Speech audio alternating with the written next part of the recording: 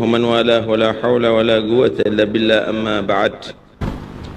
Para habaib, para guru yang saya hormati, yang saya cintai dan saya taati, segenap keluarga almarhum ila rahmatul qayyum ya Al-Haj Syarwani Abdan, yang saya hormati pula pejabat pemerintah yang hadir, baik yang sipil, Polri atau TNI, yang saya hormati. Hadirin sekalian rahmatillah Allah subhanahu wa ta'ala. Imam Al-Ghazali radhiyallahu anhu, beliau berkata, al-ilmu bila amal junun, wal amal bila ilm la yakun. Coba kecilkan ya. Ilmu tanpa amal itu adalah satu bentuk kegilaan. Amal tanpa ilmu itu tidak akan mungkin terjadi, tidak akan bisa terjadi. Saudara, orang yang berakal itu adalah yang mengamalkan ilmu. Ilmu yang membuat dia semakin taat dan takut dan takwa kepada Allah.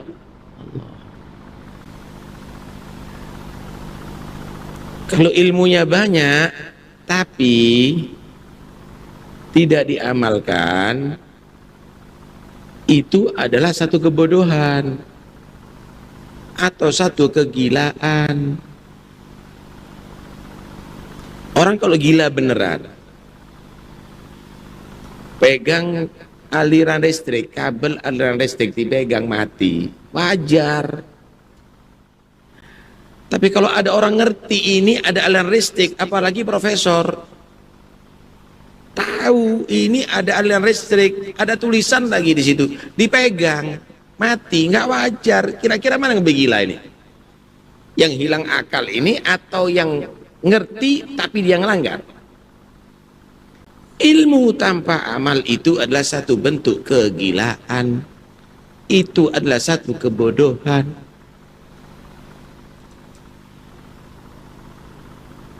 Karena itu dikatakan, ya ibna Adam ati' rabbak tusamma agila wala ta'sihi fatusamma jahila.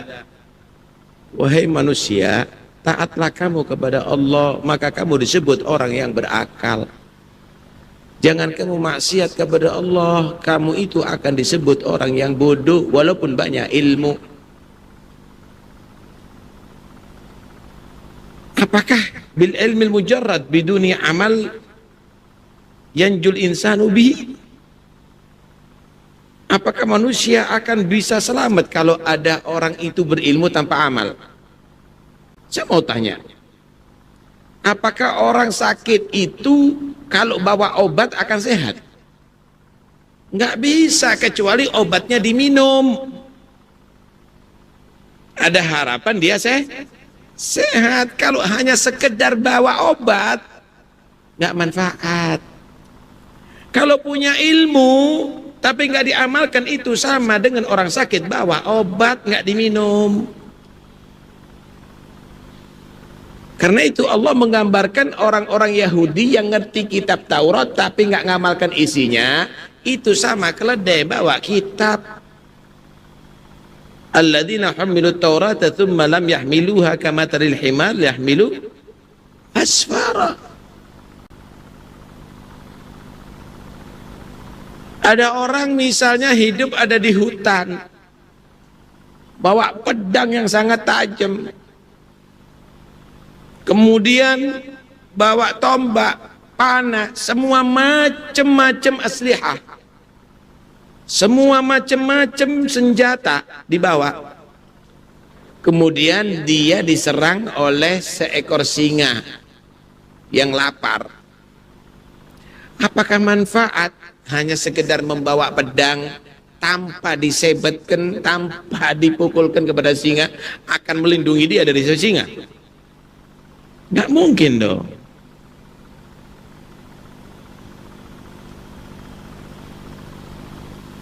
Pedang itu akan manfaat kalau ditusuk, disebatkan singa, atau tombak itu ditusukkan ke singa, baru akan melindungi dia. Begitu juga ilmu kita. Kita belajar, tapi nggak kita amalkan. Syaitan, nafsu itu adalah singa yang akan menerkam kita. Cukup dengan ilmu, tapi kita mengikuti nafsu, akan bisa selamat, diangkat derajatnya oleh Allah? Nggak bisa. Al-ilmu hujjah alaika hatta ta'mala bih, fa idza amilta kana al-ilmu hujjatan lak.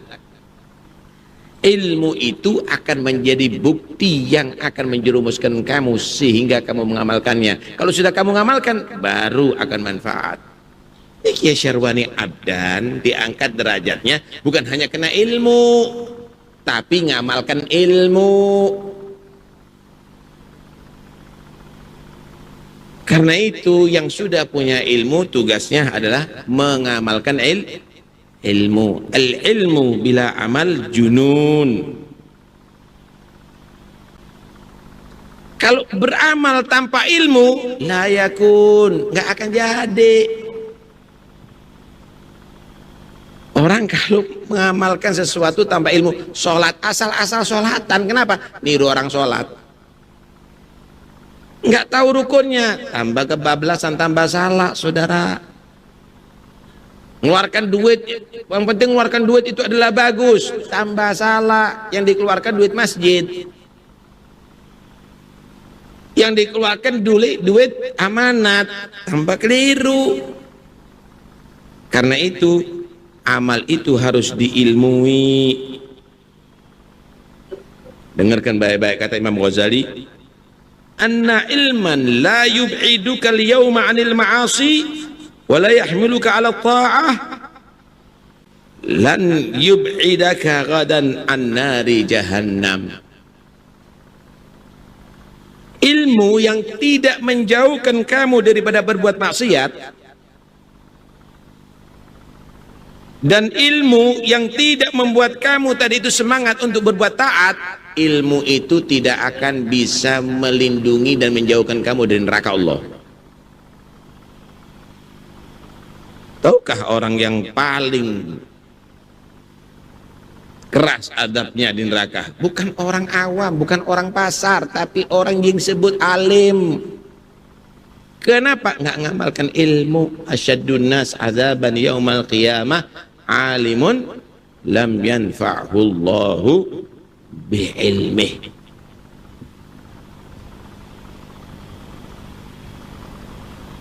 Jangan ditunda-tunda. Kalau kesempatan kita mau berubah sekarang, berubah. Wahai ustadz, wahai da'i-da'i yang dikenal ustadz nih, yang diciumi tangannya, itu hati-hati. Jangan nanti mereka ini orang-orang akan ngelihat kita, ustadznya di neraka, muridnya masuk surga. Kenapa? Muridnya taat gara-gara dia. Gurunya maksiat, nggak peduli dengan perbuatan dosa. Awas, hati-hati. Karena itu dikatakan oleh beliau, idza lam ta'malil yawm wa lam tadarakil ayyam al-madiyah taqulu ghadan yawmal qiyamah farji'na na'mal salihah fayuqalu ya ahmak anta min hunaka taji. Nanti di hari kiamat, orang-orang yang selalu menunda amal, kemudian tidak berpikir amal-amal yang dahulu tadi itu untuk ia tutup dengan amal-amal solehnya. Nanti di hari kiamat, kalau sudah nanti hari kiamat, ya Allah kembali lagi anak ke dunia, atau ketika Israel sudah mencabut nyawanya, dia dikubur, ditinggal sama muridnya, pengikutnya, ya Allah kembalikan aku di dunia untuk aku beramal soleh. Maka dikatakan, ente ini baru dari mana? Ini baru sampai ente keluar daripada dunia, lah kok minta kembali lagi ke dunia? Maafi, ente terus ke akhirat sampai ke neraka. Karena itu ya ikhwani, yang paling penting dalam kehidupan di atas dunia harus punya satu prinsip. Apa prinsipnya? Kata Imam Ghazali, prinsipnya ij'alil himma fir ruh wal hazimah fin nafas wal maut fil badan. Jadikan semangat itu adalah untuk kesehatan dan kehidupan ruh. Peperangan itu adalah untuk melawan nafsu, dan kematian ada di anggota badan kamu. Saudara, ini di tubuh kita ini ada yang disebut ruh, ada yang disebut nafas. Badan ini akan mengikuti yang terkuat di antara duanya. Ruhnya kuat, badan ikut kepada ruh. Nafsu kuat, badan ikut kepada nafsu. Kepingin ruh kuat, kasih makanan-makanan ruh, vitamin-vitamin ruh. Apa? Perbuatan taat, dzikir, qiyamul lail, bacaan Al-Quran, dan seterusnya dan seterusnya. Ketika ruh itu kuat, subhanallah, Anda lihat kadang-kadang orang jasadnya cacat, buta dia, tapi istiqomah sholat berjamaah ada di masjid. Kadang-kadang dia tadi itu sudah tua, minta dituntun, tetap menghadiri majelis. Kenapa? Ruh kuat. Sholat sekian ratus, sholat terawih, Masya Allah panjang, siap. Baca Quran, kadang-kadang sehari 10 juz, kuat. Kenapa? Ruhnya kuat, jasad ikut.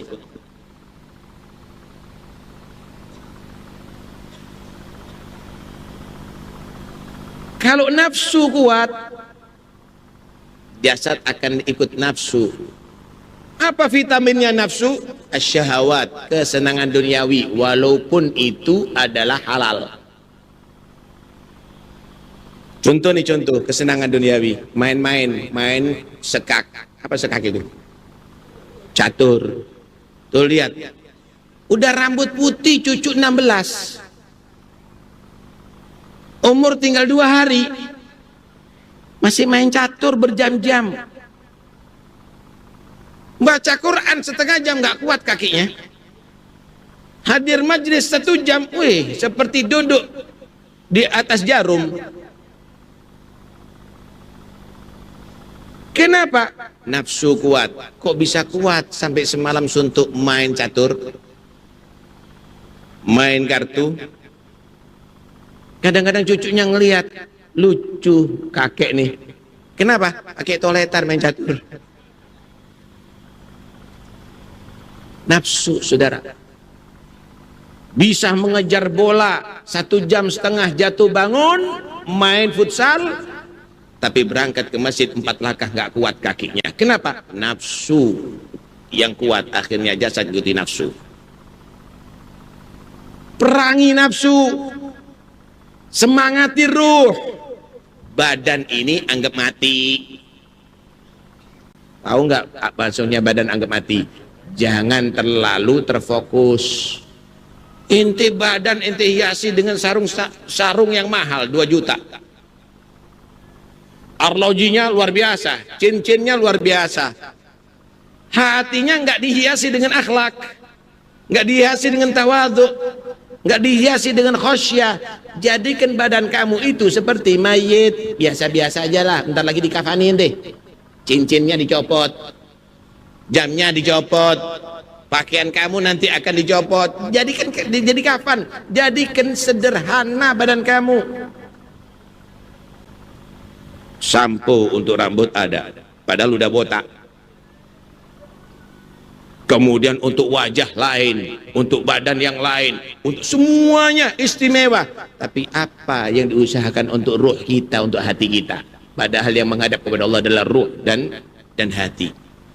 Illa man atallaha biqalbin. Karena itu ayo, kehidupan yang ada ini betul-betul kita jadikan untuk berpihak kepada ruh, dan kita lawan hawa nafsu.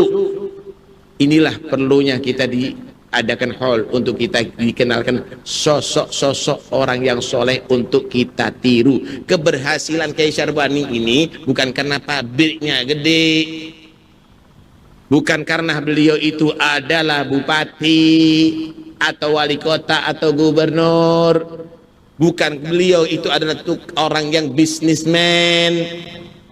Keberhasilan beliau ini bukan karena banyak pengikut, kehidupannya sederhana, tapi semua umurnya dibuat untuk berdakwah, ikhlas karena Allah. Berhasil sampai bisa mengumpulkan orang begini. Ini Banjar semuanya eksodus ke sini, datang ke sini semuanya. Kota Banjar jadi kota Banjar sekarang, saudara. Kenapa? Inilah keberhasilan, saudara. Terakhir, beliau Al-Imam Al-Ghazali radhiyallahu anhu menggambarkan, menukil golnya Sayyidina Abu Bakar As-Siddiq.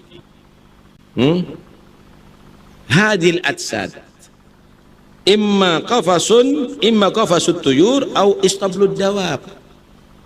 Ini jasad kita ini, hubungannya dengan ruh kan bakal pisah ya. Ruh ini sekarang ini seperti burung dalam sangkar atau seperti kambing dalam kandang. Ruh kita sekarang ada di jasad dalam kehidupan ini seperti burung dalam sangkar atau seperti kambing dalam kandang. Kalau ruhnya orang yang soleh itu seperti burung dalam sangkar. Ketika sudah dilepas dari sangkarnya, bebas. Itu burung. Dia akan naik ke pohon-pohon yang menjulang, yang tinggi-tinggi. Dia akan menikmati kehidupan yang bebas. Begitu juga ruhnya orang yang soleh, kalau keluar dari jasad, dia akan bebas dari kehidupan dunia. Wa arwahun tatiru ilal ula bi ajnihatil gharami fil maq'adis ya. Ada ruhnya orang yang soleh itu akan ajnihatil gharamil maq'adiyah, ruhnya orang yang soleh tadi itu akan pergi ke pelita-pelita yang bergantungan ada di arsy Allah. Mereka menikmati dengan pahala dan ridha Allah Subhanahu wa ta'ala. Tapi ruhnya orang yang tidak soleh, alhamdulillah, mudah-mudahan selamat, itu seperti kambing dikeluarkan dari kandang. Dari kandang menuju ke tempat penyembelihan untuk dipotong, untuk dicacah, untuk dijadikan makanan yang nikmat. Kalau tadi itu ruhnya bebas, bisa menikmati ruhnya orang yang soleh. Tapi kalau orang yang tidak soleh, ruhnya akan digiring untuk diadab oleh Allah di alam barzakh sampai ada neraka Allah Subhanahu wa ta'ala. Karena itu semua amal kebaikan kamu akan berpengaruh dengan ruh kamu atau dengan nafsu kamu.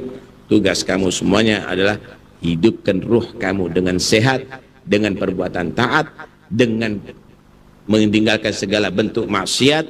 Jangan mengikuti hawa nafsu, matikan, lemahkan hawa nafsu kamu. Maka setelah keluar dari dunia, kamu akan diangkat derajatnya oleh Allah dunia sampai akhirat, dan kamu dalam kenikmatan Allah yang abadi, dalam ridha Allah Subhanahu wa ta'ala. Mudah-mudahan insyaallah kita semuanya bukan hanya sekedar menjadi orang yang hadir dalam hall, tapi bisa mengambil ibrah dalam hall. Mudah-mudahan insyaallah bisa mengikuti jejak daripada orang-orang yang soleh yang diholi, dan mudah-mudahan insyaallah nanti di hari kiamat kita akan disambungkan dengan mereka, dikumpulkan dengan mereka. Amin ya rabbal alamin. Wa sallallahu ala sayyidina Muhammad wa alihi wa sahbihi wasallam. Alhamdulillahi rabbil alamin. Wassalamualaikum warahmatullahi wabarakatuh.